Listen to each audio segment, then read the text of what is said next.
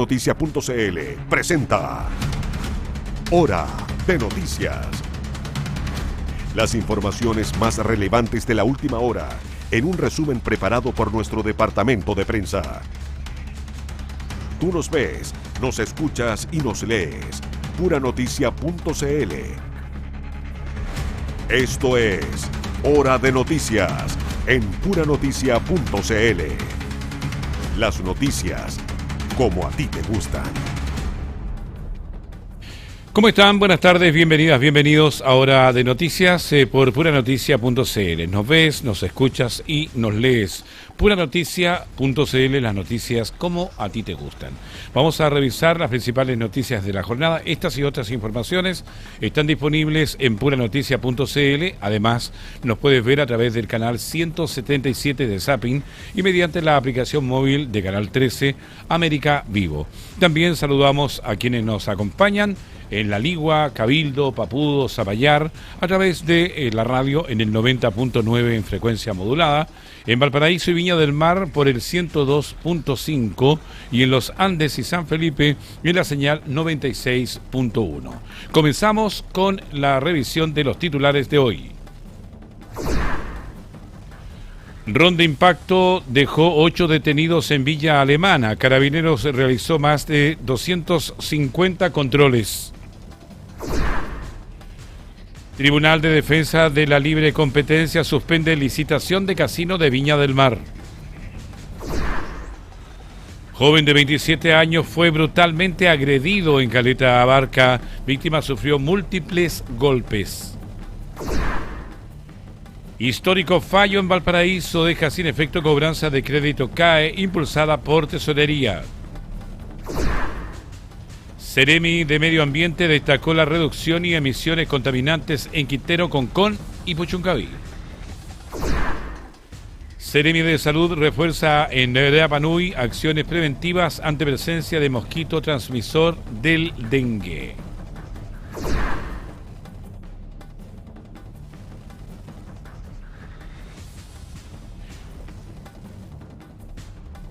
Valparaíso fortalece red de urgencia con nuevas ambulancias y motocicletas de respuesta rápida.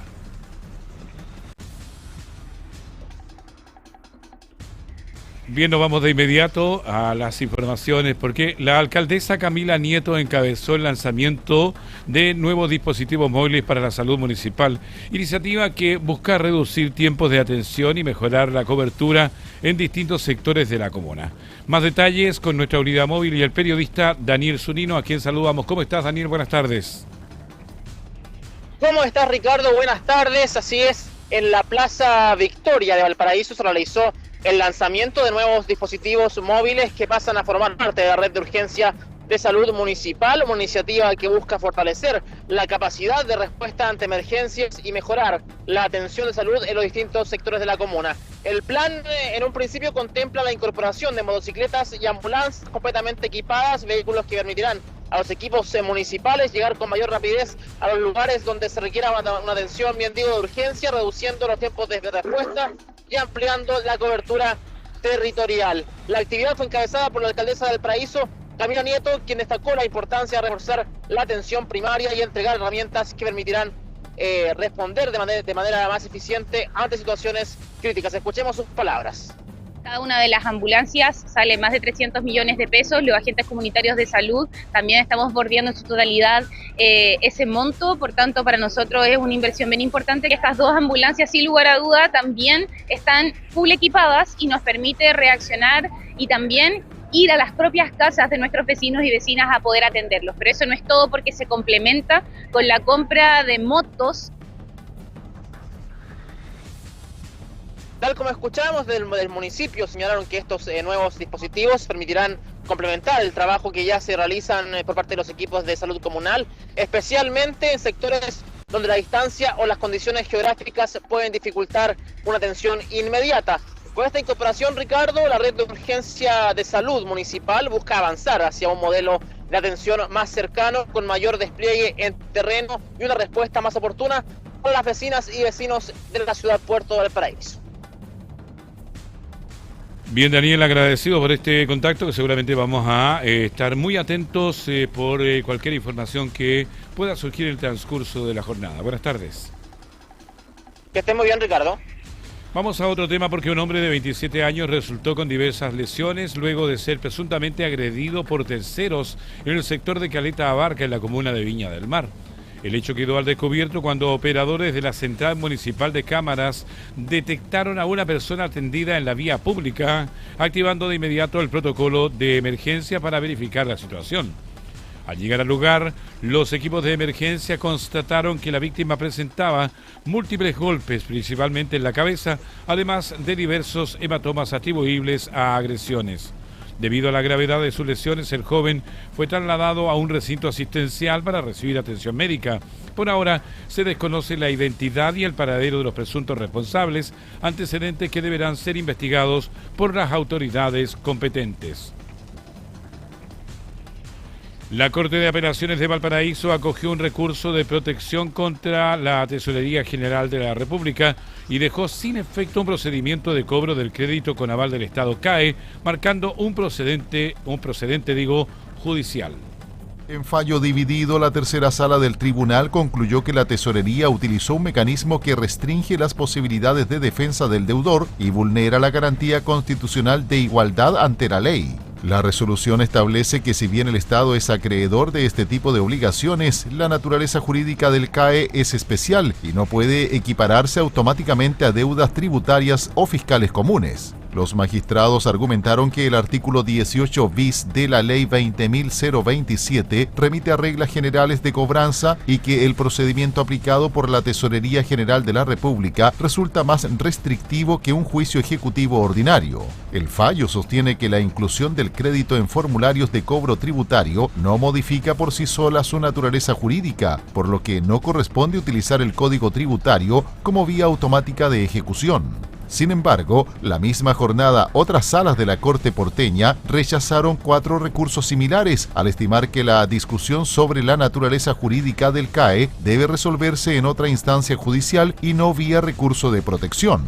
De esta forma, la resolución abre un nuevo flanco jurídico sobre los mecanismos de cobro del crédito con aval del Estado y podría tener repercusiones en futuros procesos impulsados por el Estado contra deudores. La Corte de Apelaciones de Santiago resolvió revocar la prisión preventiva que afectaba a la ex ministra de la Corte Suprema, Ángela Vivanco, y sustituirla por arresto domiciliario total y arraigo nacional. Esto en el marco de la investigación del caso Velaz Movitec.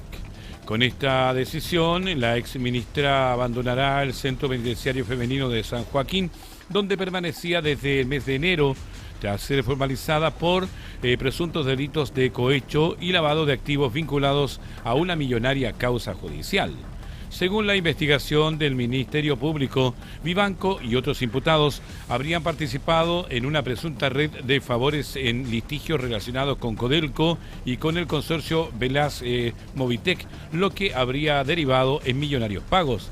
La defensa argumentó que la exministra no representa un peligro para la investigación ni para la sociedad y expuso su situación personal, destacando que es cuidadora de su madre, de 85 años, quien sufre de demencia y se encuentra en su hogar, antecedentes que fueron considerados por el tribunal.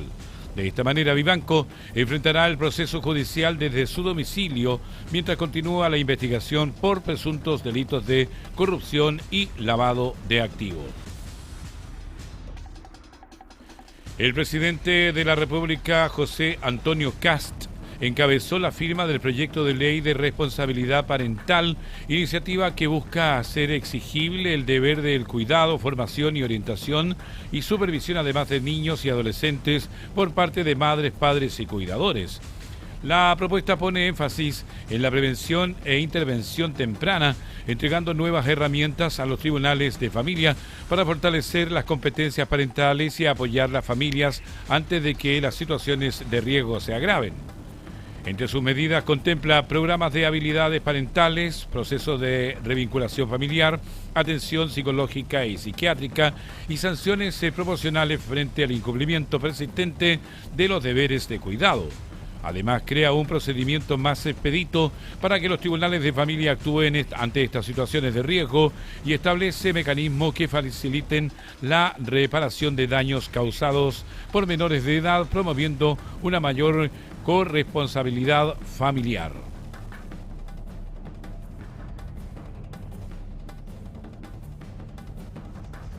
La Seremi de Medio Ambiente de la región de Valparaíso informó los avances en la implementación del Plan de Prevención y Descontaminación Atmosférica en las comunas de Quintero, Concón y Puchuncaví.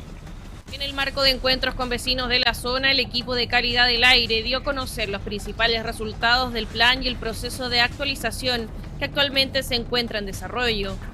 Entre los avances destacados se encuentran reducciones sostenidas en emisiones de dióxido de azufre y material particulado, producto de medidas de control y monitoreo implementadas sobre las principales fuentes emisoras del cordón industrial.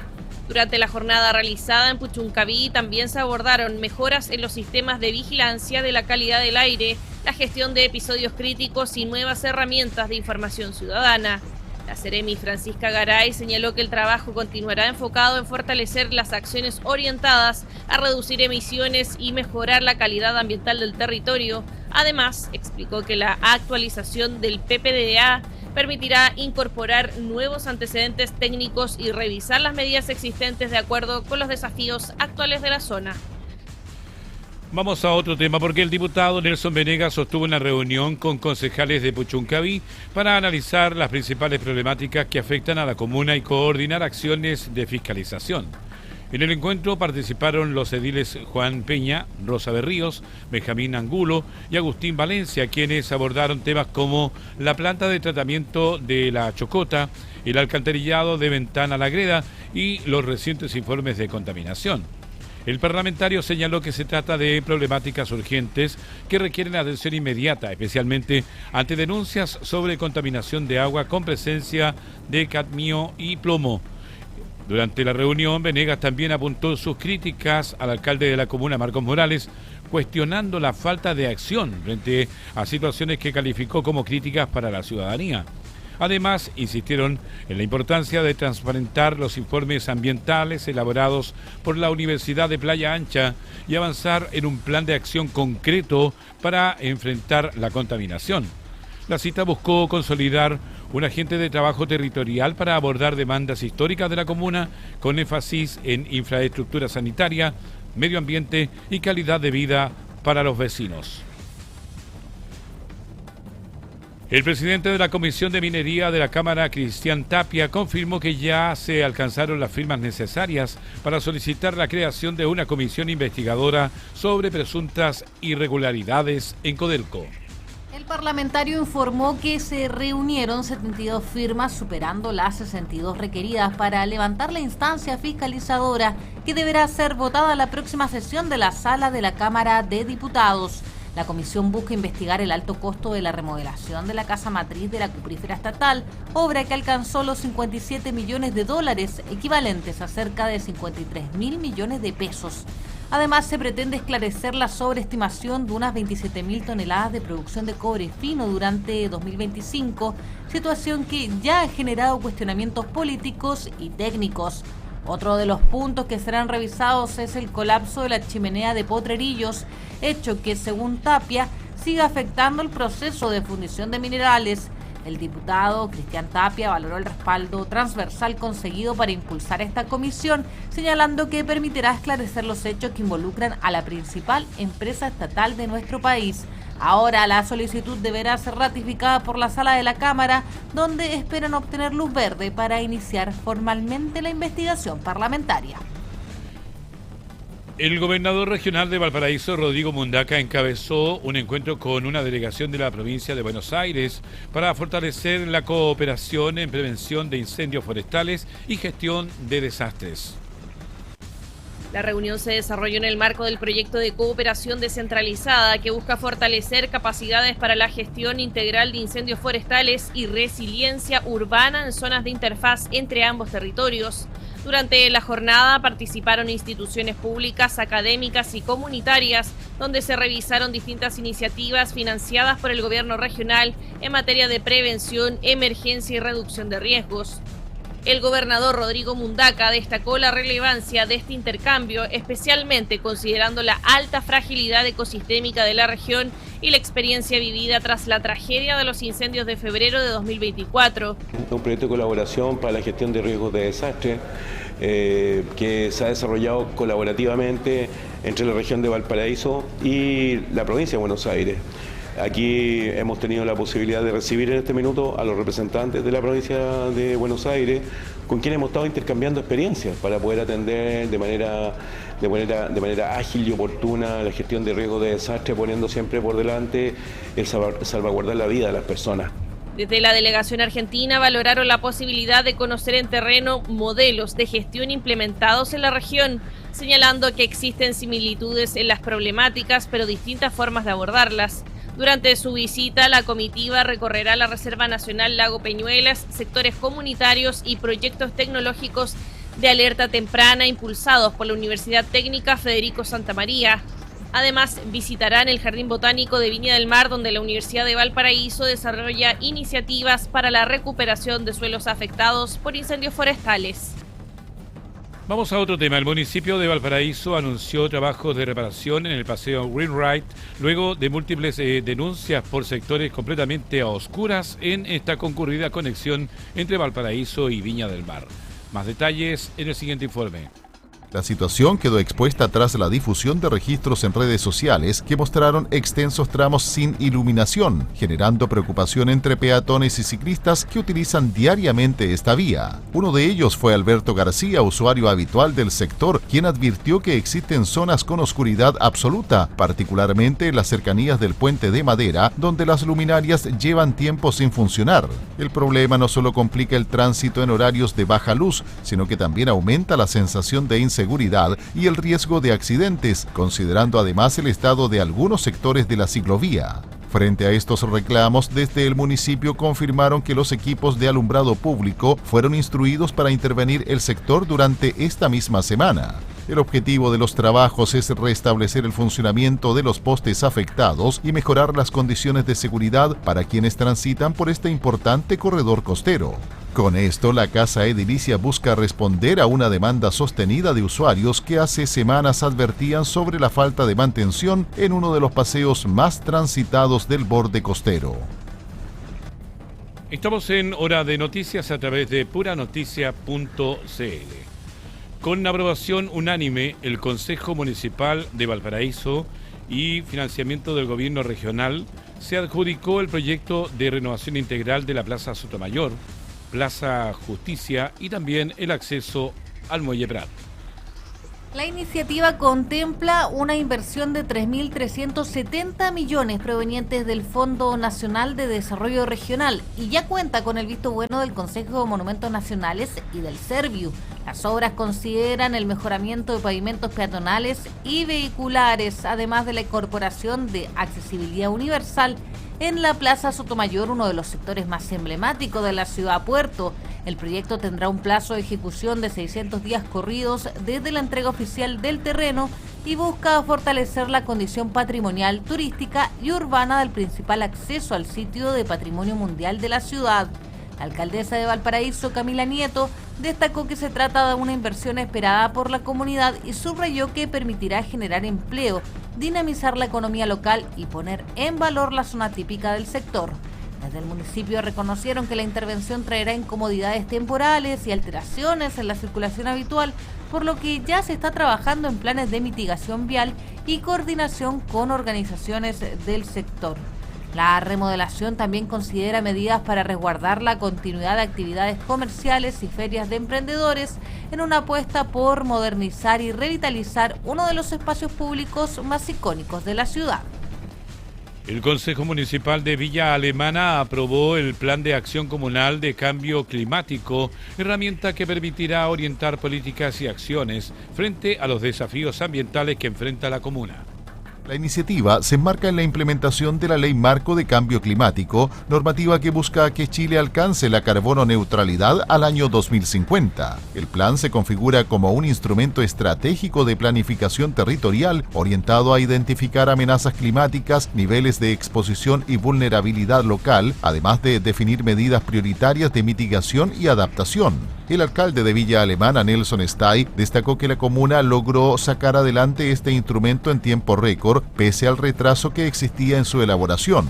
Desde el municipio subrayaron que este plan se complementa con otras iniciativas como programas de educación ambiental, una planta de compostaje y el desarrollo futuro de una planta fotovoltaica. El director de Medio Ambiente, Alejandro Vives, explicó que el Plan de Acción Comunal de Cambio Climático permitirá orientar recursos municipales hacia acciones concretas para enfrentar los efectos del cambio climático desde una escala local. Entre sus principales lineamientos se encuentra la protección del patrimonio natural, la gestión de residuos, la educación ambiental y el fortalecimiento de la participación ciudadana en materias de sostenibilidad. La Seremi de Salud de la región de Valparaíso desplegó una agenda en Rapa Nui para fortalecer las acciones de vigilancia y control frente a la presencia del mosquito Aedes aegypti, que es el vector y transmisor del dengue.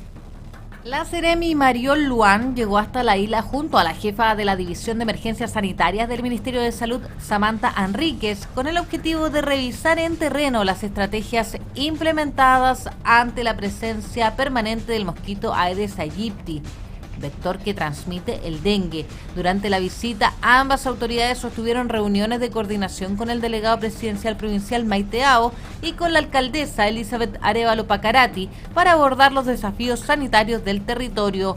Entre los temas tratados estuvieron el fortalecimiento de la vigilancia epidemiológica, el control vectorial y la comunicación de riesgo hacia la comunidad.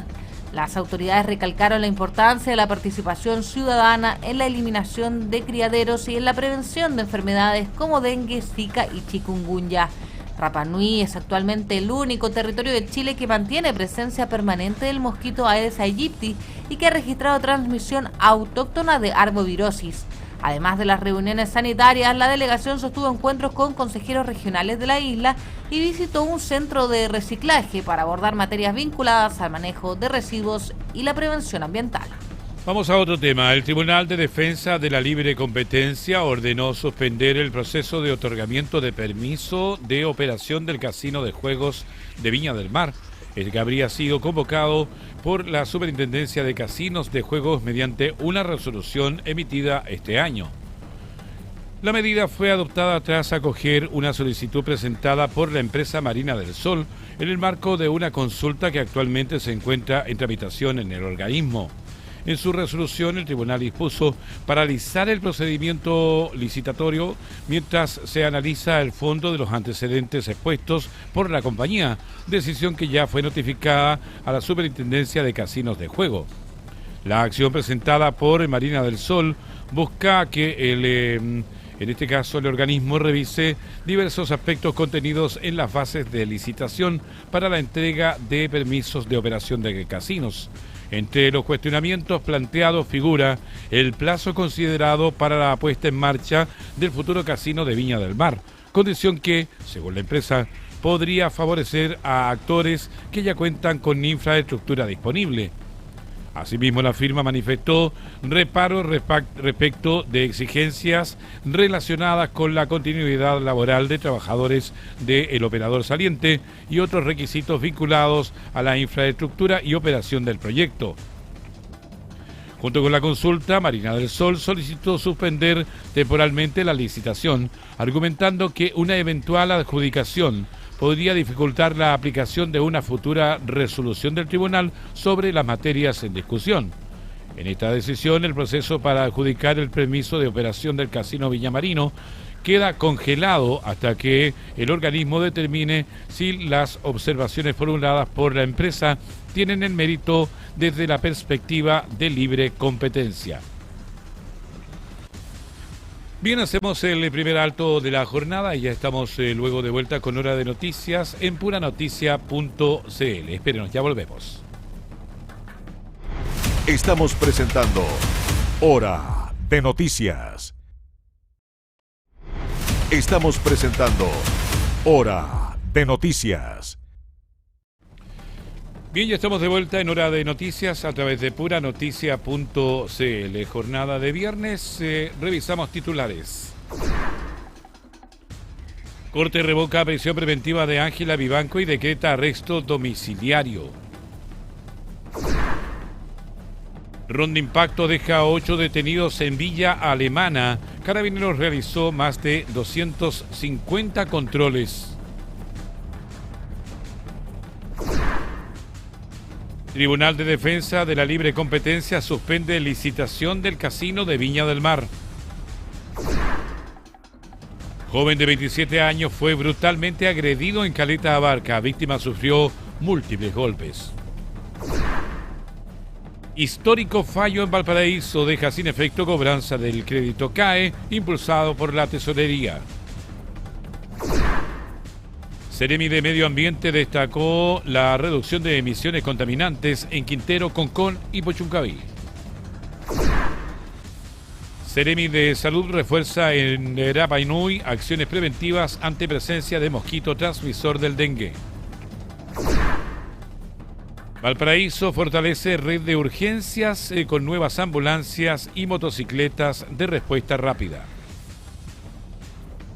Vamos de inmediato a revisar nuestro portal puranoticias.cl a esta hora de la jornada. Ya comienza a desplegarse en nuestra pantalla el titular principal que señala: el Club de la Consentida sigue instalándose en cargos estratégicos de la región.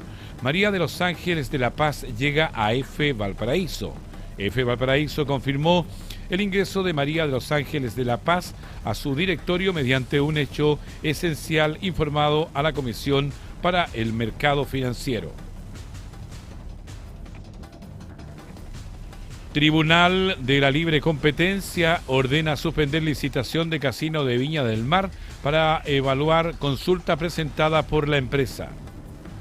En otras informaciones que trae nuestro portal a esta hora de la jornada, señala que 500 años Valparaíso, movimiento convoca a construir una mirada de futuro para la ciudad en su primer encuentro ampliado. Incautan droga evaluada en 200 millones de pesos tras investigación por robo de suplementos alimenticios en Chillán.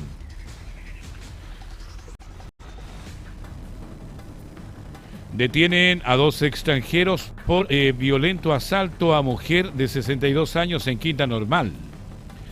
Riña termina con hombre muerto, apuñaladas en Ñuñoa, autor cayó horas después. Corte de Concepción define terna para elegir al próximo fiscal regional de Biobío. Vamos a lo último que ha llegado en nuestro portal en la jornada de hoy en puranoticias.cl. 500 años Valparaíso, el movimiento convoca a también a contar con una mirada de futuro para la ciudad en su primer encuentro ampliado. También en la región de Valparaíso, el Club de la Consentida sigue instalándose en cargos estratégicos de la región. María de los Ángeles de la Paz llega a F Valparaíso. En el plano nacional, diputado Chalper arremete contra Gabriel Boric por críticas a cobros del CAE. Es una desfachatez sin precedente, dijo. En regiones, experto estima $400 millones por kilómetro el costo del túnel bajo el estrecho de Magallanes y ve clave acuerdo con Argentina. En deportes, no lo merecíamos, la cruda autocrítica de Marcelo Díaz ante una nueva ausencia de La Roja en el Mundial. Y en el plano internacional, las millonarias condiciones de Irán exige $12.000 millones y brindar al Líbano para firmar el preacuerdo con Estados Unidos. Hasta aquí el detalle de cada una de las informaciones que trae nuestro portal puranoticias.cl.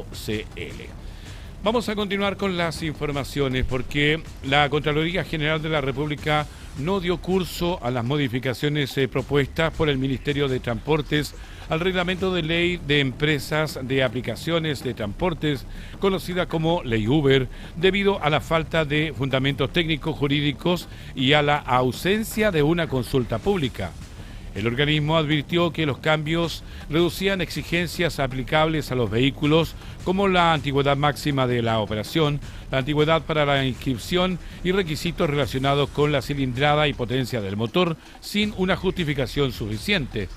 La propuesta del Ministerio de Transportes contemplaba aumentar los años permitidos para la inscripción y reemplazo de los vehículos, además de extender su antigüedad máxima de funcionamiento desde los 12 a los 15 años.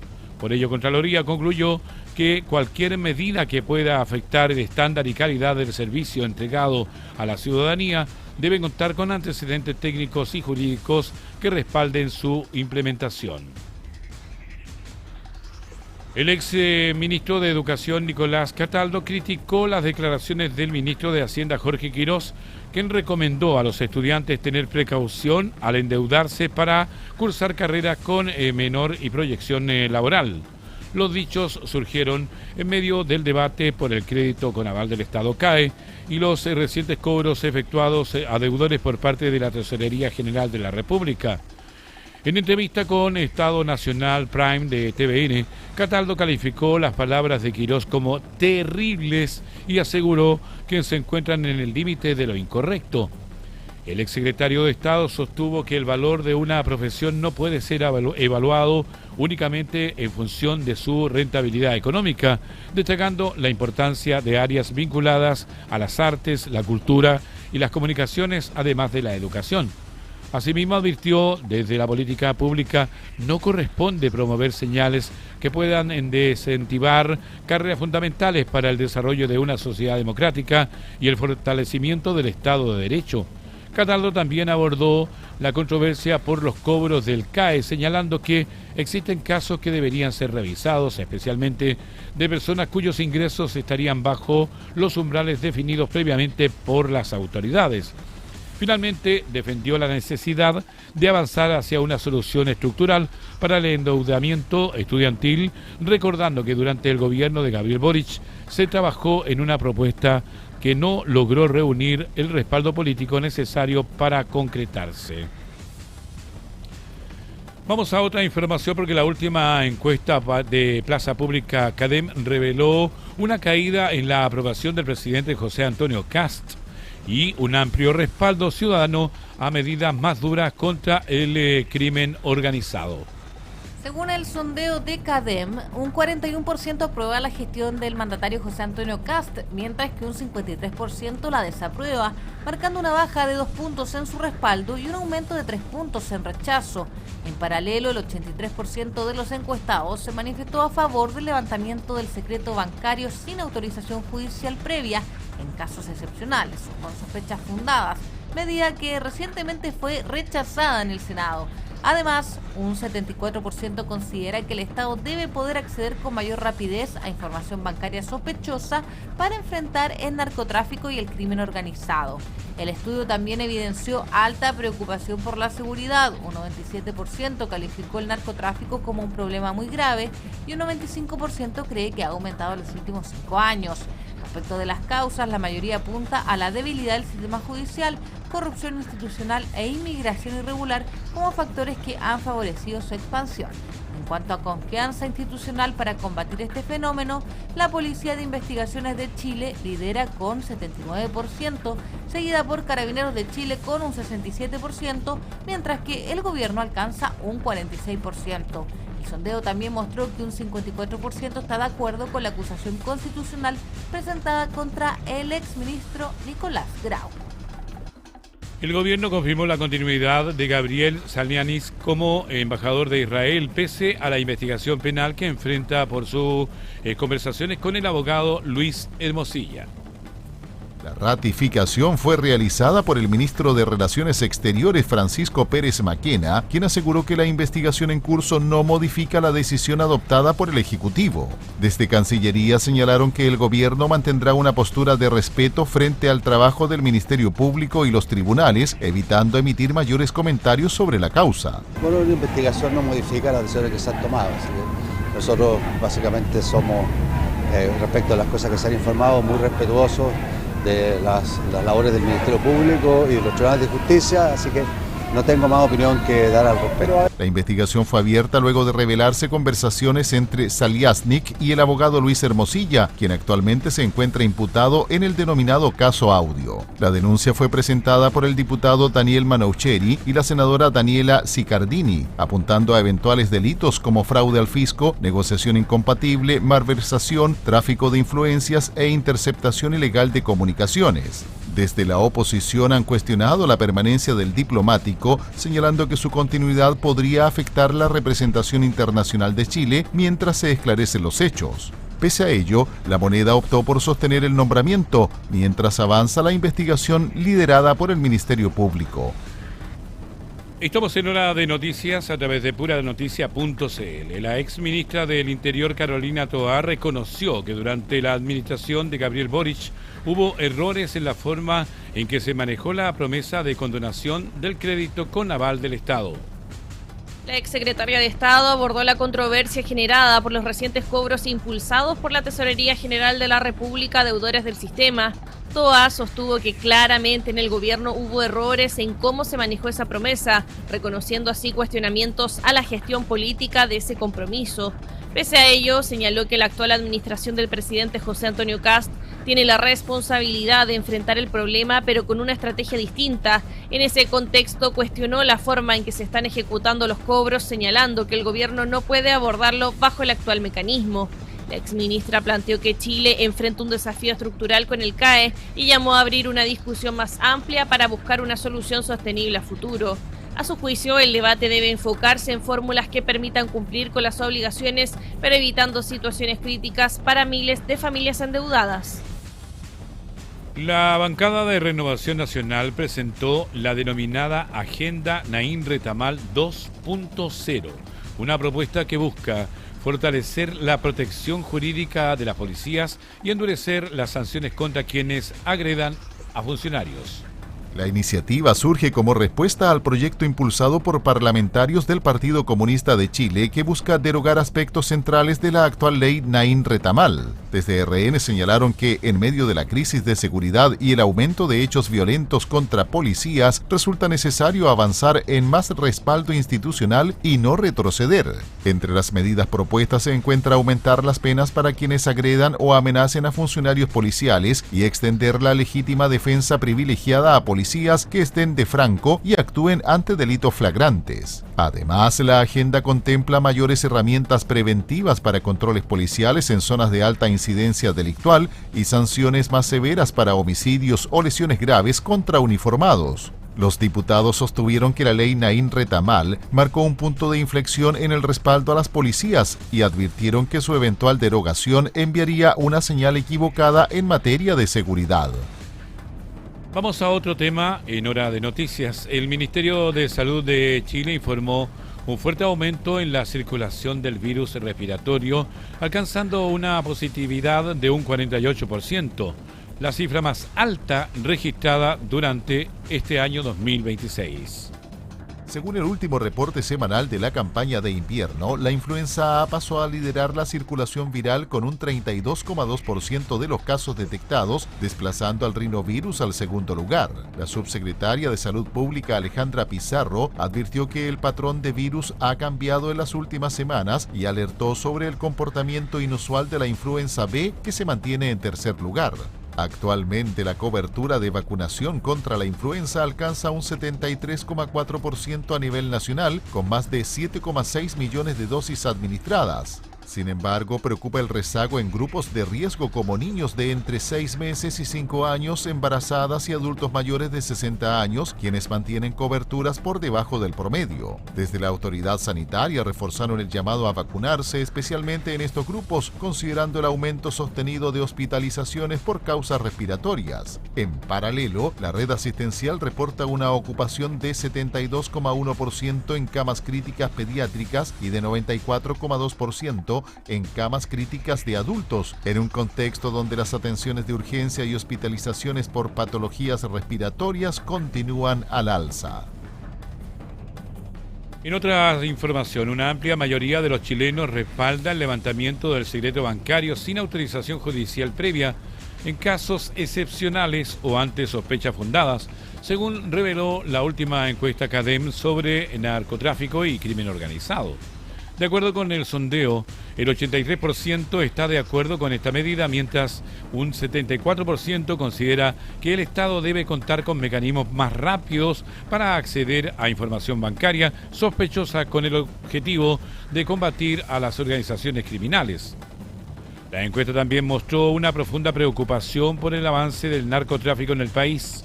Un 97% de los consultados lo considera un problema muy grave. Un 95% cree que la situación ha empeorado en los últimos 5 años.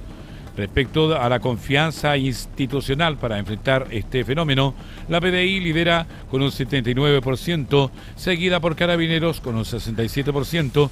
Además, el 98% de los encuestados reconoce al Tren de Aragua y un 86% lo identifica como la organización criminal que genera mayor temor.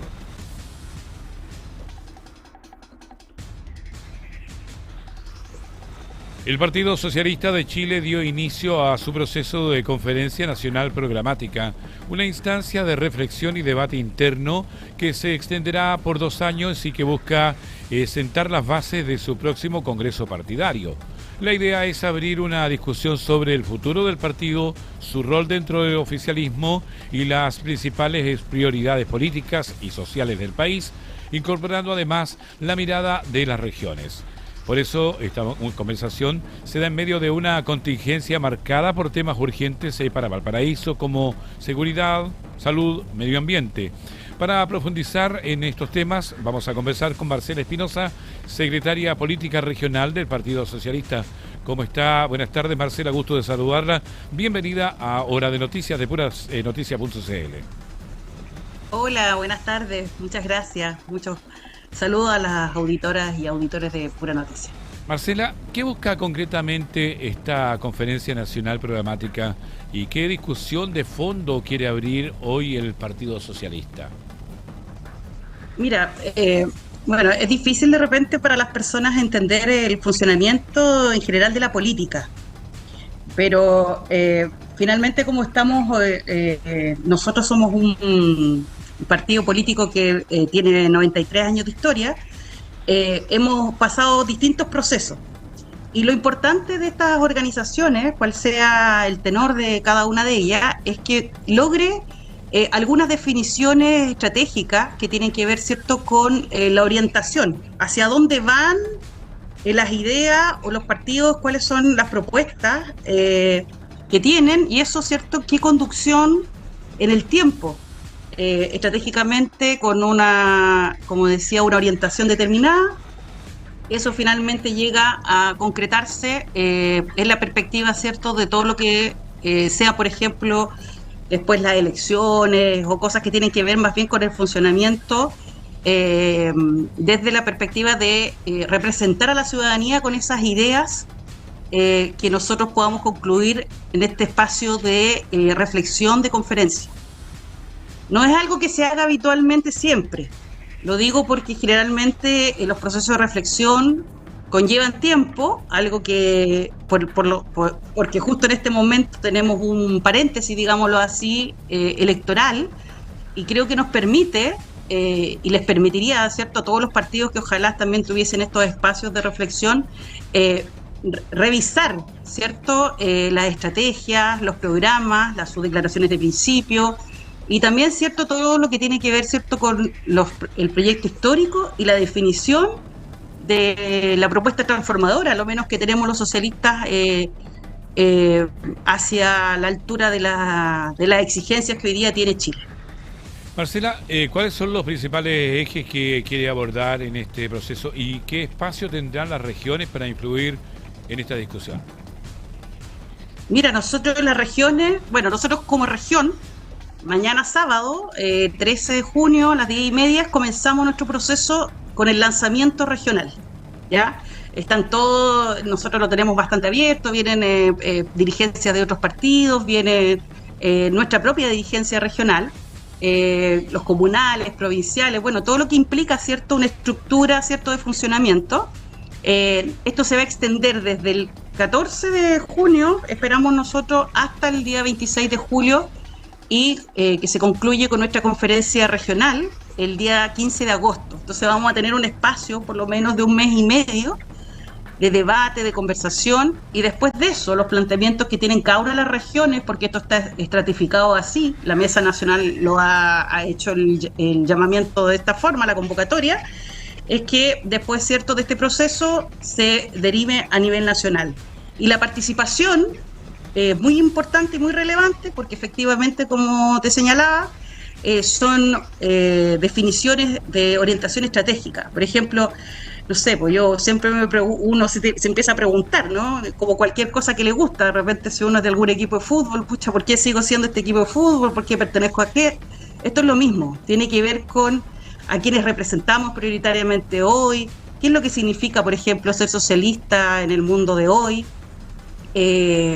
No sé, me imagino todas las ideas que hemos nosotros hablado, sobre todo de una sociedad, de un Estado social y democrático de derecho, donde está la fraternidad, la solidaridad y la seguridad social como un eje fundamental, por ejemplo, de nuestros gobiernos y de nuestra dinámica política de estos últimos, por lo menos, 30 años. Conversamos con Marcela Espinosa, secretaria política región de Valparaíso del Partido Socialista. Marcela, este camino también implica una autocrítica sobre el rol que ha tenido el Partido Socialista dentro de la oposición estos últimos meses y su vínculo con las demandas ciudadanas, ¿no? Mira, más que una cosa, por eso que es muy importante explicarlo, porque no es una cosa contingencia, no es solo la contingencia, sino cuál es el proyecto socialista que nosotros tenemos mirando la sociedad que hoy día nos rodea. Entonces, por supuesto que parte de ese análisis va a haber un proceso de autocrítica, y puede ser un proceso de autocrítica, pero no es una cosa de contingencia. Por eso te digo que es una cosa un poquito más profunda, no tiene que ver con los dimes y diretes que de repente se dan en el ejercicio, ¿cierto?, de la confrontación de ideas en la política, sino que más bien tiene que ver con la estructura, ¿no? ¿Qué significa ser socialista? Lo que implica eso también, la contribución al país, y cómo, cierto, nuestras ideas y esta estrategia y esta orientación que le podemos dar se actualiza a un nivel, cierto, que podamos, obviamente, a la ciudadanía entregarle mejores respuestas a las demandas que hoy día, insisto, vamos a analizar entre todos y todas, al menos desde la organización a nivel nacional. Sí, me imagino que sí, porque quieren entrar en la profundidad más que del debate en lo que es el socialismo así en puro, ¿no? Creo que más que debate es entrar un poco en lo que es el Partido Socialista. Exactamente, por ejemplo, no sé, uno puede empezar por alguna idea, como te decía, algunas consultas, preguntas respecto de lo que significa ser socialista hoy, qué implica eso, las ideas socialistas, cómo tú puedes hacer un análisis histórico de estos últimos casi 80 años. Va a cumplir nuestro último gran programa, Declaración de Principios, que del año 47. A propósito, la conferencia se llama Eugenio González Rojas por lo mismo, porque fue él uno de los precursores de esta conferencia del año 47, que se mantiene muchas veces vigente, muchas ideas, muchas reflexiones, análisis, hasta el día de hoy. ¿Qué vamos a hacer con la revolución tecnológica? ¿Qué pasa con la erosión democrática, que es evidente? ¿Qué pasa con, no sé, la crisis climática, la precarización laboral? La mirada de los trabajadores y las trabajadoras hoy día en un mundo, cierto, que está más bien yéndose a la robotización. ¿Cómo se plantea eso de un partido que se dice a sí mismo representar a los trabajadores y las trabajadoras, pero claro, en un contexto que era trabajadores manuales, intelectuales, y cómo eso ha ido evolucionando? Entonces, es un espacio para armar un proyecto socialista con una mirada, insisto, renovada, actualizada, pero con un horizonte claro respecto de cuál va a ser nuestra línea estratégica. Marcela, de aquí una perspectiva de varios años. Vamos un poco al plano social ahora, porque también dentro de lo político, en la región de Valparaíso la seguridad sigue siendo una de las mayores preocupaciones. Desde la mirada del Partido Socialista, ¿qué está faltando para enfrentar con mayor eficiencia y eficacia este fenómeno? Mira, yo creo que es una oportunidad también para, como decías tú, la autocrítica es lo que uno no supo leer en su momento. A veces lo pongo y lo ejemplifico de la siguiente forma. Cuando Chile recuperó la democracia, habían 4 millones de personas bajo la línea de la pobreza. Era un país, ¿cierto?, que estaba en una necesidad, por ejemplo, de vivienda urgente. Y claro, lo que se hizo en ese momento fue pensar cómo mejorar las condiciones de vida y la dignidad de esas personas que no lo estaban pasando bien, y se construyeron viviendas. Pero si uno mira las viviendas que se construyeron en los años 90 versus, por ejemplo, la vivienda social que hoy día se construye con, digámoslo, con la cercanía a los servicios, es muy distinta, porque en un momento se cubrió una necesidad donde era muy rápido, era mucha gente, y hoy día yo creo que nos pasa exactamente lo mismo. Hay cosas que en seguridad no supimos leer. No supimos leer la segregación. Yo creo que hay un problema muy grave en Chile, que sigue siendo la desigualdad, que la gente la mandamos poco más que a vivir a sectores alejados, donde hay una especie de repente de guetos, de focos, donde no se le puso digámoslo, el foco del Estado, la preocupación que debería haber habido con esas personas, y muchas veces nos desorientamos, fíjate. Yo creo que hay una desorientación, pero se han hecho muchas medidas. El último gobierno del presidente Gabriel Boric, nosotros, de hecho, se hizo bastante, se legisló bastante en materia de seguridad, pero lo que hace falta, creo yo, que es que se entienda que la seguridad es un tema de Estado. No es un tema de un gobierno de turno, es un tema de Estado que vulnera el ejercicio de los derechos de cualquier persona, de cualquier ciudadano. Pero Marcela, recordemos que el Estado somos todos nosotros, o sea, el Estado somos nosotros. Por supuesto, ¿ya? Exactamente, por lo mismo lo digo, es un tema de Estado, entonces no es una cosa de singularidades, si tenemos o más o menos dotación, sino que creo que tiene que ver con una cosa un poquito más globalizada. No es solamente el combate, sino que también la prevención. Y creo que nosotros hemos fallado mucho en materia preventiva. Si tú me preguntas, yo creo que esa puede ser una autocrítica respecto de la mirada en cómo la seguridad hoy día repercute en el día a día de las personas, y hay esta percepción de inseguridad que muchas veces está fundamentada, pero otras también tiene que ver con la falta de información. Muchas veces la falta de información y la mejora de los equipos y cómo el Estado se robustece y se fortalece para el combate, ¿cierto?, al crimen organizado, y también previene en las poblaciones y ayuda a la juventud y a la niñez y a la primera infancia a que tengan una mejor calidad de vida. Marcela, queremos agradecerte por este tiempo que nos has entregado y, por supuesto, por lo que hoy se pueden enterar nuestros auditores y también televidentes. Muchas gracias, estamos en este proceso. Muy amable. Gracias, buenas tardes. Estábamos conversando con Marcela Espinosa, ella es secretaria política regional del Partido Socialista. Hacemos un nuevo alto y ya estamos de vuelta con más informaciones en Hora de Noticias. Estamos presentando Hora de Noticias. Estamos presentando Hora de Noticias. Bien, ya estamos de vuelta en Hora de Noticias a través de puranoticias.cl. Momento oportuno para revisar titulares de hoy. Corte revoca prisión preventiva de Ángela Vivanco y decreta arresto domiciliario total. Ronda Impacto dejó 8 detenidos en Villa Alemana. Carabineros realizó más de 250 controles. Tribunal de Defensa de la Libre Competencia suspende licitación de casino de Viña del Mar.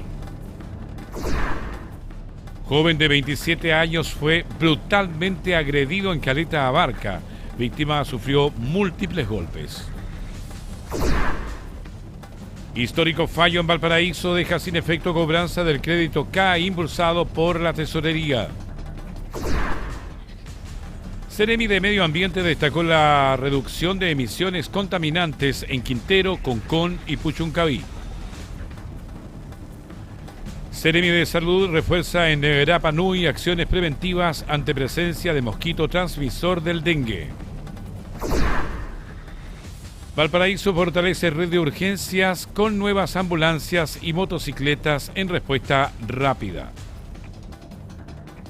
Vamos al detalle de las informaciones porque 8 personas detenidas, más de 250 controles y 32 infracciones cursadas fue el balance de 2 operativos Ronda Impacto realizados en Villa Alemana en el marco de un despliegue conjunto entre Carabineros y el municipio para reforzar la seguridad en sectores con alta incidencia delictual.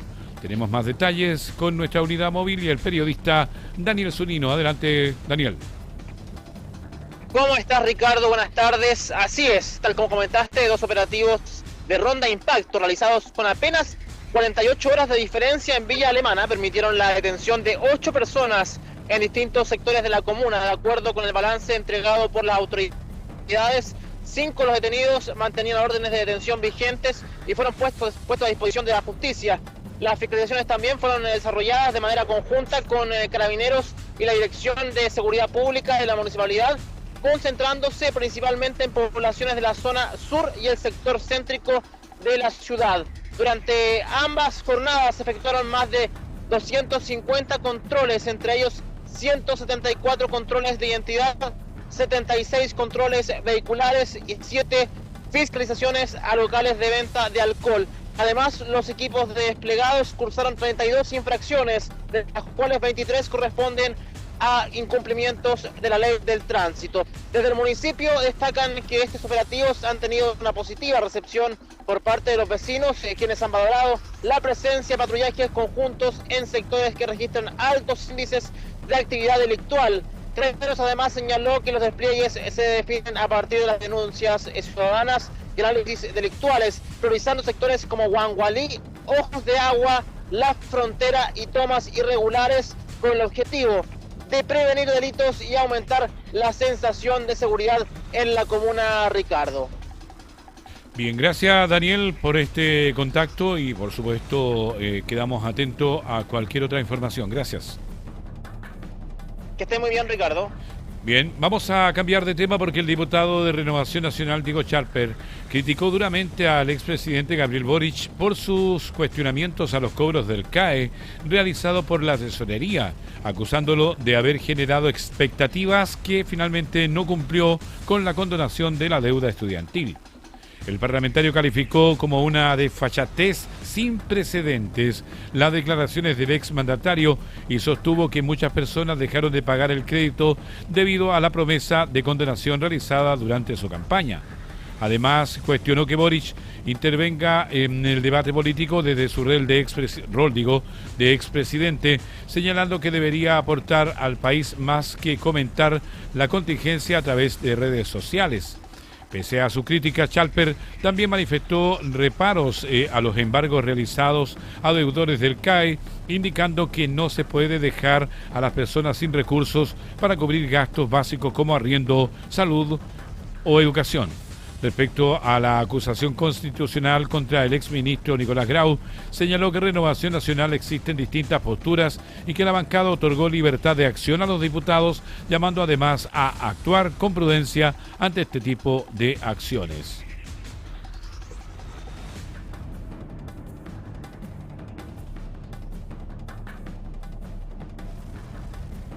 Vamos a más informaciones. El campus de la Universidad de Santiago de Chile, ubicado en Estación Central, fue evacuado tras la receptación de un correo electrónico con una amenaza de explosivos al interior del recinto.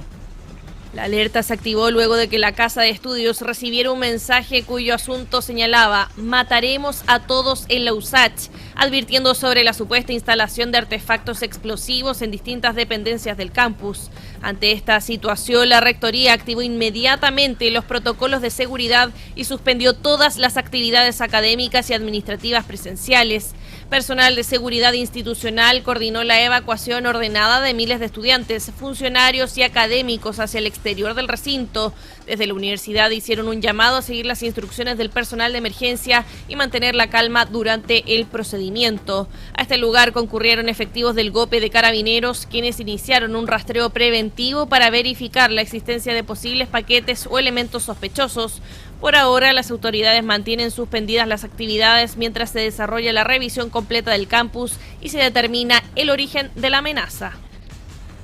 Un violento robo con violencia dejó un adulto mayor de 75 años herido de bala en la comuna de Hijuelas, en la región de Valparaíso. El hecho ocurrió en una parcela ubicada en el callejón Las Rosas, en el sector de Los Maitenes, mientras la víctima descansaba al interior de su domicilio. Según antecedentes del Ministerio Público, el hombre escuchó golpes en la puerta y al levantarse fue sorprendido por 4 delincuentes que ingresaron a la vivienda con sus rostros cubiertos. Una vez dentro, los antisociales golpearon al adulto mayor y lo amenazaron de muerte para exigirle dinero y especies de valor. Tras registrar el inmueble y sustraer diversos objetos, los sujetos efectuaron 2 disparos antes de escapar del lugar. Uno de los proyectiles impactó en la pierna de la víctima, quien fue auxiliada por carabineros y trasladada a un recinto asistencial, mientras la CIP de La Calera quedó a cargo de la dirigencia para dar con los responsables de este hecho. Un operativo liderado por la Fiscalía y la Policía de Investigaciones permitió incautar drogas avaluadas en cerca de 200 millones de pesos en el marco de una investigación por el robo de suplementos alimenticios en Chillán. La causa se originó tras la denuncia por la sustracción masiva de productos desde una bodega, y esto dio pie a diligencias que permitieron identificar a uno de los presuntos involucrados en esta incautación de drogas avaluadas en cerca de 200 millones de pesos. Con estos antecedentes, la Fiscalía gestionó una orden de entrada y registro a un domicilio ubicado en la comuna de Concepción, en la región del Biobío. En el lugar, los detectives recuperaron gran parte de los suplementos que habían sido robados, entre ellos proteínas, aminoácidos y quemadores de grasa, especies avaluadas en 11 millones de pesos. Pero además, durante el procedimiento, descubrieron casi 13 kilos de pasta base, 900 gramos de cocaína, más de 450 gramos de marihuana y 13 plantas de cannabis sativa. El imputado de 29 años mantenía además una orden de detención pendiente por estafa y será formalizado por tráfico de drogas, cultivo de cannabis y receptación en esta indagatoria que permitió en total incautar drogas avaluadas en cerca de 200 millones de pesos. El 14 de junio se conmemora el Día Mundial del Donante de Sangre, una fecha impulsada por la World Health Organization para revelar la importancia de una acción voluntaria que pueda salvar vidas todos los días. A nivel internacional, la meta recomendada es alcanzar al menos 20 donantes por cada 1.000 habitantes para asegurar un stock suficiente para responder a emergencias, cirugías y tratamientos complejos. Sin embargo, Chile aún se mantiene por debajo de este estándar. Para entender cómo funciona el sistema de donación en nuestro país, derribar algunos mitos y conocer por qué sigue siendo clave promover esta cultura solidaria, vamos a conversar con Daniela Rojas, docente tecnológica médica de la Universidad del Desarrollo, a quien le damos la bienvenida. Daniela, buenas tardes, bienvenida. Hola, buenas tardes. Muchas gracias. Daniela, partamos por lo básico. ¿Cómo funciona hoy en Chile el sistema de donación de sangre? ¿Y qué pasa desde que una persona llega a donar hasta que esa sangre finalmente se utiliza? Bueno, el primer paso es acudir a algún banco de sangre. Tenemos que cumplir algunos requisitos básicos, por ejemplo, ir con una buena alimentación, un buen descanso, y vamos a tener una entrevista con un tecnólogo médico. Aquí vamos a ver la serie de requisitos que se cumplan para hacer un procedimiento seguro para el donante y también para el receptor. Luego pasamos a la extracción de sangre, en donde se sacan 450 ml de sangre y finalmente se da una colación al donante. Por lo tanto, esta sangre obtenida finalmente pasa a un proceso de centrifugación en donde podemos separar los componentes sanguíneos y así dejar estos productos listos para que se puedan transfundir a los pacientes. Daniela, Chile aún está por debajo de la meta internacional de 20 donantes por cada 1.000 habitantes. ¿Qué tan preocupante es esta brecha y cómo impacta a nuestro sistema de salud? Sí, la verdad es que todavía estamos bajo de la cantidad de donantes que necesitamos a diario para cumplir este stock a diario para abastecer a los pacientes que necesitan las transfusiones. Y bueno, el llamado en el fondo es para que los donantes puedan acercarse a cada banco de sangre periódicamente. Es decir, la sangre tiene fechas de caducidad, por lo tanto, siempre se necesitan donantes de sangre. Y los sistemas de salud nos vemos bastante complicados con respecto a dar esta terapia transfusional a los pacientes y poder conseguir el stock necesario cada día. Conversamos con Daniela Rojas, docente de Tecnología Médica de la Universidad del Desarrollo. Daniela, ¿cuáles son los principales mitos o temores que siguen alejando a las personas de la donación de sangre? Bueno, el que más he escuchado últimamente es que la donación de sangre nos puede producir un contagio al donante. Bueno, eso es absolutamente falso, ya que la utilización del material es desechable y estéril. Por lo tanto, solamente tiene un uso y no hay posibilidad de contagio a través de la donación. Otro mito que he escuchado bastante es que nos podemos sentir enfermos posteriormente, de que no quedamos inhabilitados para cumplir nuestras funciones diarias y también que hay que ir en ayuno. Bueno, quiero aclarar que principalmente este tema del ayuno no es necesario para la donación de sangre. Al contrario, el donante tiene que haber ingerido alimentos.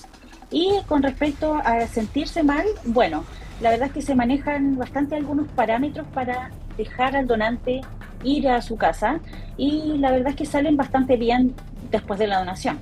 Lo importante es seguir los pasos que se le indica el equipo de salud con respecto al hacer ejercicio posterior a la donación, algunas cosas así. La mayoría se integra sus funciones diarias normalmente. Daniela, mucha gente cree que donar sangre puede debilitarles, generar anemia o afectar la salud. ¿Qué tan cierto es eso? Bueno, con respecto a la anemia, podemos decir que dentro de los pasos previos para ser un donante apto es medir la hemoglobina en este mismo lugar. Por lo tanto, generalmente necesitamos cierto nivel hacia arriba para no dejar con anemia al donante después de su donación. Por lo tanto, eso de la anemia no debería ser así. Con respecto a las condiciones de salud, bueno, como mencionaba anteriormente, hay gente que normaliza sentirse mareado o debilitado, pero eso no debería ser si es que cumplimos la hidratación previa, la hidratación durante el día, posterior a la donación y una buena alimentación. Conversamos con Daniela Rojas, docente de Tecnología Médica de la Universidad del Desarrollo. Daniela, ¿quiénes pueden donar y cuáles son los requisitos básicos que muchas veces la gente desconoce? Bueno, quienes pueden donar, ya está habilitado el sistema para recibir donantes desde los 17 años. Los menores de edad tienen que asistir con un tutor para autorizar esto, con un consentimiento. Y por primera vez se puede hasta los 60 años. Posteriormente, si ese donante continúa sus donaciones periódicamente, podemos llegar incluso hasta los 70 años de edad. Y dentro de los requisitos es no haber, por ejemplo, realizado algún procedimiento quirúrgico, algún tatuaje, acupuntura, piercing, endoscopías, los 6 meses previos a la donación de sangre. En Chile muchas veces se dona solo cuando un familiar lo necesita. ¿Cómo avanzamos hacia una cultura donde la donación voluntaria, altruista y permanente sea posible? Claro, con respecto a eso, la mayoría de los donantes que recibimos son donantes de reposición, es decir, vienen por algún familiar o amigo que se los solicitó, pero en el fondo tenemos que llegar a un 100% de donantes voluntarios para que así no sea un donante que asiste bajo una presión de cumplir con los donantes que le solicitan al conocido y por lo tanto tenemos un donante voluntario que sí puede ser más confiable para nosotros y también más seguro para el paciente que recibe. Con respecto a los requisitos, es decir, si un donante voluntariamente se acerca por generosidad, no tiene la necesidad de estar ocultando información o no ser sincero con las preguntas que se realizan acá. ¿Qué impacto real puede tener una donación, o una sola donación, digo? ¿Y a cuántas personas se puede ayudar? ¿Y en qué tipo de tratamientos o emergencias claves? Bueno, cada donante de sangre puede beneficiar hasta 3 pacientes. Podemos beneficiar hasta 3 pacientes y dentro de los mayores usos que se realizan es pacientes oncológicos, pacientes trasplantados, cirugías masivas, accidentes, por ejemplo, de tránsito, urgencias ginecológicas y recién nacidos también. Finalmente, Daniela, a día de una nueva conmemoración del Día Mundial del Donante de Sangre, ¿cuál es el llamado que hacen a quienes nunca han donado y que hoy, mañana o pasado podrían hacerlo? Bueno, mi llamado principal es atreverte a donar sangre. Te vas a dar cuenta que es una experiencia única. Se puede realizar cada 3 meses en varones y cada 4 meses en mujeres. Te debería tomar al menos unos 30 minutos de tu día y una persona completamente sana puede acercarse a cualquier banco y realizar esta donación. Después de una buena experiencia, lo esperable es que ese donante vuelva a donar. Daniela, queremos agradecerle por este tiempo y por este llamado también que lo ha hecho a través de puranoticia.cl, nuestra radio, nuestra televisión, nuestra página, están a su servicio. Muchas gracias.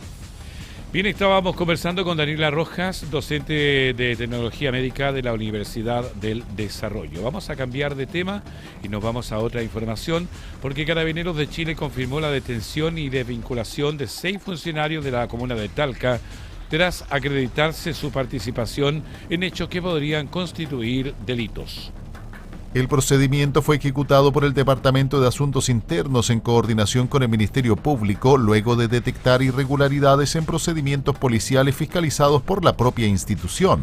La información fue ratificada por la Prefectura de Talca mediante un comunicado oficial donde se indicó que los ahora exuniformados quedaron a disposición de la Fiscalía. Desde Carabineros señalaron que la investigación se originó a partir de controles y revisiones permanentes sobre los procedimientos realizados por funcionarios policiales. Según detalló la institución, estas diligencias permitieron establecer la participación de los involucrados en hechos constitutivos de delitos, lo que derivó en su inmediata detención y expulsión. La policía uniformada destacó que este tipo de procesos forman parte de los mecanismos de depuración interna y control institucional para resguardar la transparencia de su actuar.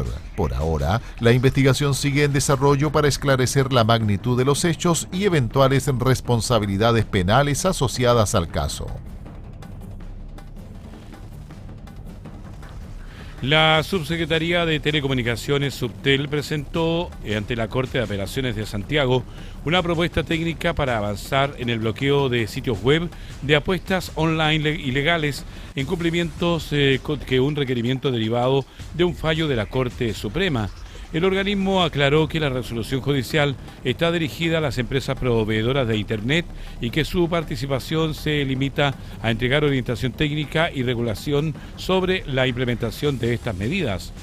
En el informe, Subtel evaluó distintos mecanismos de bloqueo y concluyó que el bloqueo por DNS de dominios específicos es la alternativa más adecuada para ser menos invasiva y compatible con principios como la neutralidad y la protección de datos personales y la ciberseguridad. La propuesta contempla la identificación y validación de dominios ilegales, su comunicación en las compañías de telecomunicaciones y una actualización permanente frente a aparición de nuevos sitios espejo. La subsecretaría quedó a la espera de la resolución que adopte el tribunal respecto de su eventual implementación. Con una amplia convocatoria de autoridades, dirigentes sociales, representantes gremiales, académicos y actores culturales, el Movimiento 500 Años de Valparaíso realizó su primer encuentro ampliado con el propósito de comenzar a construir una visión de futuro para la ciudad puerto. La iniciativa, impulsada por la ex senador Francisco Chaguán, junto a Rodrigo Díaz, busca proyectar el desarrollo de Valparaíso de cara al año 2036, cuando se conmemoren los 500 años de su descubrimiento a través de una plataforma ciudadana definida como transversal y pluralista. Durante la jornada se acordó avanzar en 6 comisiones temáticas que elaborarán propuestas sobre recuperación del casco histórico, patrimonio, barrio emblemático, integración ciudad-puerto, infraestructura estratégica y desarrollo económico, cultural y universitario. Los impulsores de la iniciativa señalaron que el propósito es dejar atrás el estancamiento de la ciudad y generar una hoja de ruta con la participación de distintos sectores, además de crear una corporación que dé continuidad al trabajo y canalice futuras propuestas ciudadanas.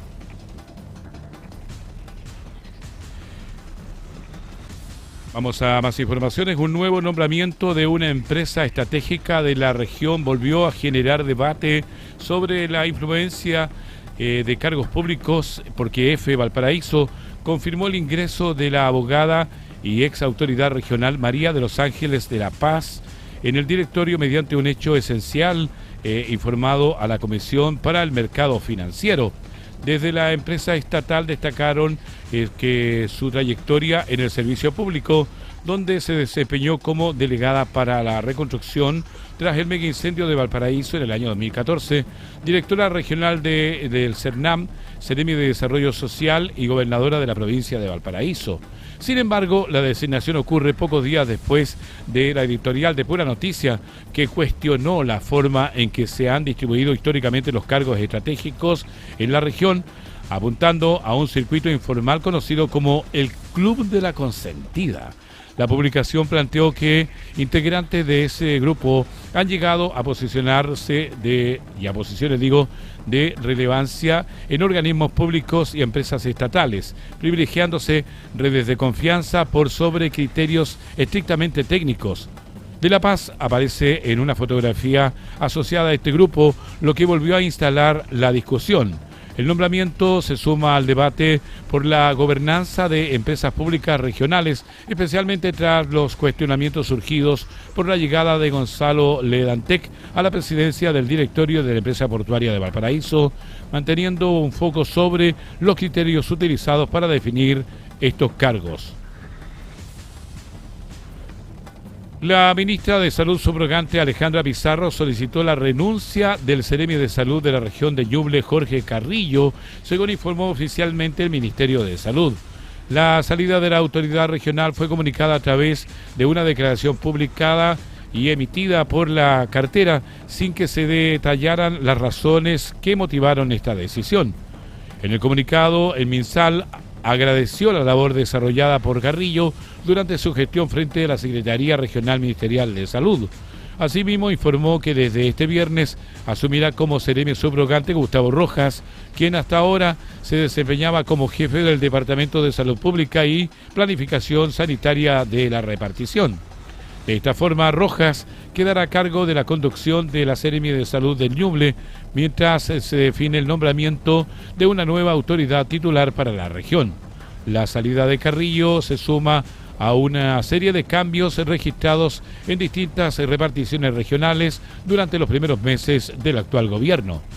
Con este caso ya son 20 los secretarios regionales ministeriales que han dejado sus cargos no alcanzando a asumir o tuvieron sus decretos retirados en los primeros 92 días de la administración del presidente José Antonio Kast. Vamos a hacer un nuevo alto y ya estamos de vuelta con más informaciones en Hora de Noticias. Estamos presentando Hora de Noticias. Estamos presentando Hora de Noticias.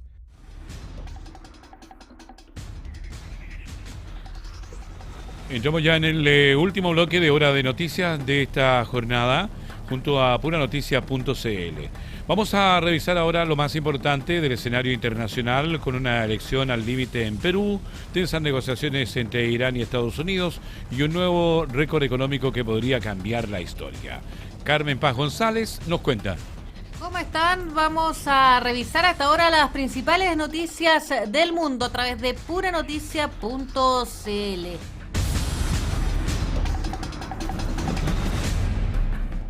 La tensión política sigue instalada en Perú tras una de las elecciones más estrechas de su historia reciente, con más del 98% de las actas escrutadas. La candidata de Fuerza Popular, Keiko Fujimori, mantiene una ventaja mínima sobre el candidato de izquierda, Roberto Sánchez. La diferencia es de apenas 1.305 votos, un margen ínfimo que mantiene al país pendiente de cada actualización oficial. Keiko Fujimori alcanza el 50% de los sufragios, mientras que Sánchez se mantiene apenas unas décimas por debajo. La propia candidata aseguró que sea cual sea el resultado, será necesario construir acuerdos para gobernar. Sin embargo, desde Juntos por el Perú ya comenzaron las impugnaciones. El bloque de Sánchez solicitó la nulidad de gran parte de las mesas en Estados Unidos. Argumenta que hay irregularidades en el proceso de votación y registro.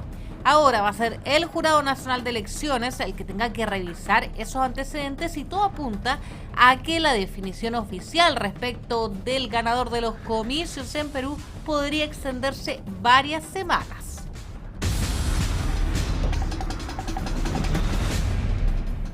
cambiamos de tema porque Irán elevó el tono en sus negociaciones con Estados Unidos y presentó nuevas exigencias para avanzar en un acuerdo preliminar. Entre las principales condiciones está la liberación inmediata de 12.000 millones de dólares en activos congelados. Pero ojo, porque no es lo único. Teherán también exige el levantamiento parcial de sanciones sobre petróleo y productos petroquímicos, además de compensaciones económicas por daños que atribuye a bombardeos de Washington e Israel. La cifra reclamada supera los 260.000 millones de euros. Y otro punto sensible es justamente el estrecho de Hormuz, que es clave para el transporte mundial de petróleo. Irán quiere reabrir ese paso marítimo bajo sus propias reglas y con un protagonismo regional, excluyendo a Estados Unidos de su administración futura. Las conversaciones podrían retomarse este domingo en Génova, aunque las diferencias siguen siendo profundas.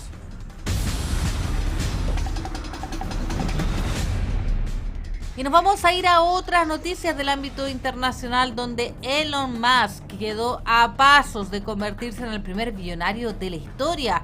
El salto en su patrimonio se explica por la histórica salida a bolsa de SpaceX, que recaudó 75.000 millones de dólares. La operación elevó la valoración de la compañía a 1.77 billones. Según cálculos de Forbes, eso incrementó en cerca de 188.000 millones de dólares la fortuna personal del empresario. Hoy su patrimonio ya ronda los 982.000 millones. El cálculo considera además su participación en Tesla, donde mantiene una fuerte posición accionaria, además de sus inversiones en Neuralink y Boring Company. Si las acciones de SpaceX suben solo unos pocos dólares más, Musk podría romper una marca inédita en la historia económica mundial.